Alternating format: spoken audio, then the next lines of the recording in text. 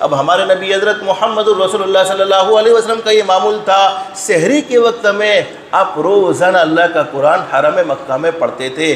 مکے کے 3 بڑے آدمی، ایک تو جس کا میں نے پہلے آپ کے سامنے تذکرہ کیا، ابو جہل کٹر دشمن، ایک آدمی کا نام لکھا ہے ابو سفیان جو اس وقت تک ایمان نہیں لائے تھے، مسلمان نہیں ہوئے تھے، اور ایک آدمی کا نام ملتا ہے حدیث میں اخنس بن شریق۔ یہ 3 آدمی حضرت نبی کریم صلی اللہ علیہ وسلم کی زبان مبارک سے چھپ چھپ کر اللہ کا قرآن سنتے تھے۔ ایک معمولی قاری پڑھتا ہے تو بولو ہمارا دل کتنا خوش ہو جاتا ہے۔ اللہ نے قرآن کریم کی وہ محبت ہمارے دل میں رکھی ہے، ایک معمولی قاری اگر اچھی آواز سے پڑھے تو دل خوش ہو جاتا ہے اور اس کے پیچھے نماز پڑھنے کو دل چاہتا ہے۔ حضرت ابو سعید خدری رضی اللہ عنہ فرماتے ہیں نبی کریم صلی اللہ علیہ وسلم جب فجر کی نماز پڑھاتے اور فجر کی نماز میں والضحیٰ کی سورت پڑھتے، جب والضحیٰ کی سورت پڑھتے تو اس سورت کو ہم سنتے اور اس کی لذت کو پورے دن محسوس کرتے تھے، یعنی وہ مٹھاس پورے دن بھلائی نہیں جاتی تھی جو حضرت نبی کریم صلی اللہ علیہ وسلم کی زبان مبارک سے والضحیٰ کی سورت سنی ہے۔ تو جب ایک معمولی قاری پڑھے تو بڑی خوشی ہوتی ہے، بڑا دل خوش ہوتا ہے۔ تو ہمارے نبی کی آواز سے بڑھ کر بولو کسی کی آواز ہو سکتی ہے جن پر اللہ نے خود قرآن کریم نازل کیا ہو؟ اور پڑھنے کا طریقہ بھی بولو کس نے سکھایا؟ اللہ نے سکھایا ہو۔ جب اللہ نے خود سکھایا تو وہ کیسا قرآن پڑھتے ہوں گے؟ ابو جہل بھی سنتا، ابو سفیان بھی سنتے، اخنس بن شریق بھی سنتے۔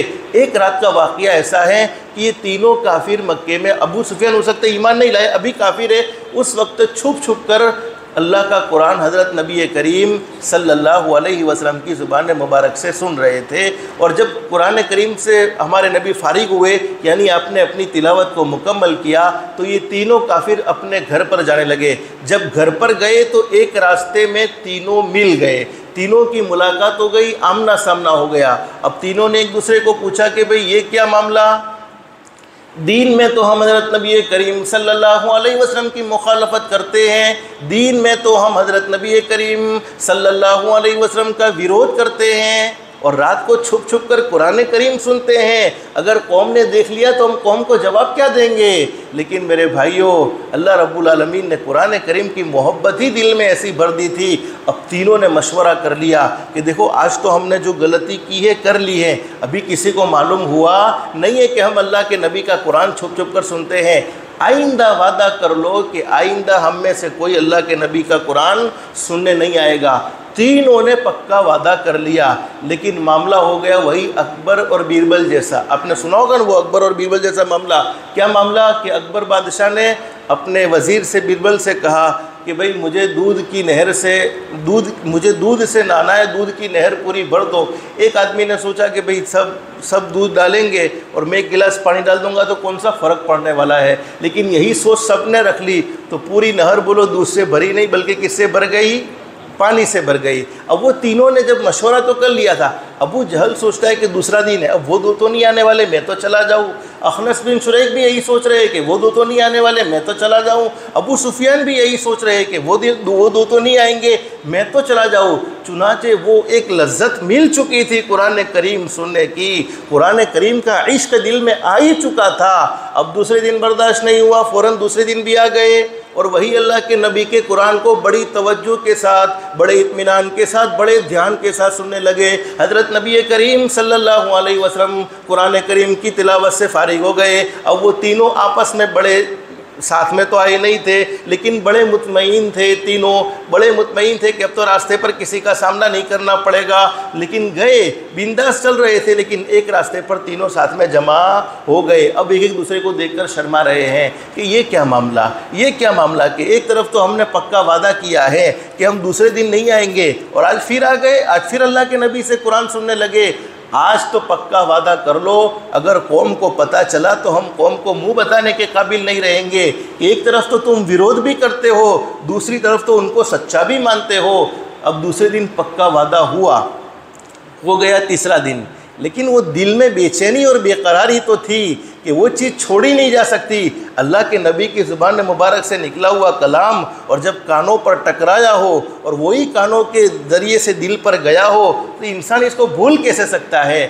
اب تینوں نے سوچا کہ اب تو میں اکیلا ہی جاؤں گا، دوسرے دو نہیں آئیں گے۔ ابو جہل کے دل میں بھی یہ خیال، اخنس بن شریک کے دل میں بھی یہی خیال، ابو سفیان بھی یہی سوچنے لگے۔ جب تیسرے دن بھی دیکھا تو تینوں ایک ہی راستے پر جمع ہو گئے۔ اب بڑی شرمندگی ہونے لگی، شرمندہ ہو کر ایک دوسرے کو چھوڑ کر چلے گئے۔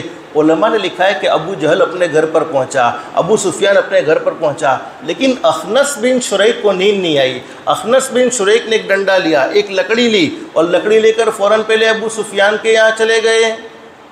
اخنس بن شریک بڑے سرداروں میں ان کا شمار تھا۔ ابو سفیان سے جا کر کہا کہ سچ سچ بتانا، 3 راتیں ہو چکی ہیں، ہم نے اللہ کے نبی حضرت محمد رسول اللہ صلی اللہ علیہ وسلم کی ذات گرامی سے اللہ کے قرآن کو سنے ہوئے، تمہاری اس میں کیا رائے ہے؟ تم کیا کہنا چاہتے ہو؟ تو ابو سفیان نے تو اس وقت چونکہ ابھی ایمان دل میں نہیں آیا تھا تو کہا کہ کچھ باتیں سمجھ میں آئی ہیں اور کچھ باتیں مجھے سمجھ میں نہیں آئی ہے، یہ کہہ کر اس نے ساری باتیں ختم کر دی۔ اب وہی اخنس بن شریک ابو جہل کے گھر پر گیا اور ڈنڈا بجایا اور ابو جہل سے کہا کہ دیکھو جھوٹ مت بولنا، سچ سچ بتانا، 3 راتوں سے ہم اللہ کے نبی حضرت محمد رسول اللہ صلی اللہ علیہ وسلم کی ذات گرامی سے قرآن کریم سنتے ہیں، بولو تمہاری کیا رائے ہے؟ ابو جہل نے اس وقت ابھی چونکہ کٹر دشمن تھا، کہا کہ بالکل محمد عربی سچے انسان ہے اور جو کہتے ہیں جو پڑھتے ہیں وہ بھی سچا پیغام ہے۔ تو پھر ابو جہل نے جب یہ بات کہی تو اخنس بن شریک نے کہا کہ جب اتنے سچے ہیں،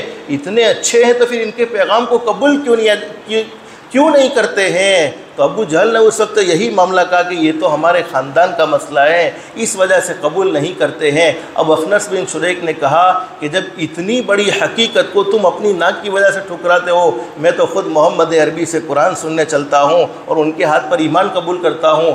علماء نے لکھا ہے کہ اخنس بن شریک ایک ایسا آدمی ہے جو ایمان کے دروازے پر جا کر بھی اللہ نے اسے ایمان سے محروم کر دیا۔ محروم اس لیے کیا کہ ابو جہل کی باتوں میں وہ آ گیا اور ابو جہل نے اسے ہار دلائی کہ اپنے باپ دادا کے دین کو چھوڑو گے، اپنے باپ دادا کے دین کو چھوڑ کر تمہارا کیا حل بنے گا؟